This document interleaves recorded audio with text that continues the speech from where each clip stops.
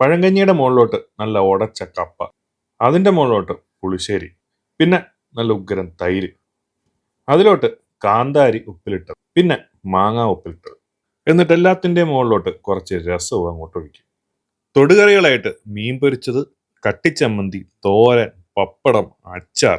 ഇനി ചട്ടിച്ചോറിലേക്ക് വരാം.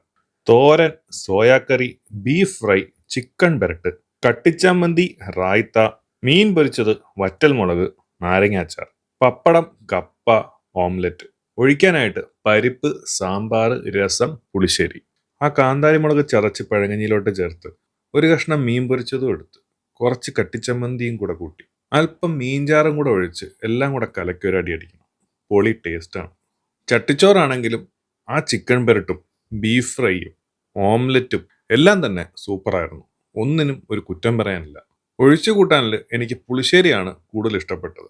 ക്വാണ്ടിറ്റിയുടെ കാര്യത്തിലാണെങ്കിലും ടേസ്റ്റിന്റെ കാര്യത്തിലാണെങ്കിലും ഇവിടുത്തെ ചട്ടിച്ചോറും ഇവിടുത്തെ പഴങ്കഞ്ഞിയും ഒരു പടി മുന്നിൽ തന്നെയാണ്. എന്നാൽ റേറ്റോ താരതമ്യേന കുറവ്. ഒരു പ്ലേറ്റ് പഴങ്കഞ്ഞിക്ക് ഒരു ചാർജ് ചെയ്യുന്നത് 80 രൂപയാണ്. ഒരു പ്ലേറ്റ് ചട്ടിച്ചോറിന് 150 രൂപയാണ്. ട്രിവാൻഡ്രം കഴക്കൂട്ടം ഭാഗത്ത് ഉച്ചയ്ക്ക് നല്ല ഉഗ്രൻ പഴങ്കഞ്ഞിയും ചട്ടിച്ചോറും കിട്ടുന്ന ഒരു കടയാണത്.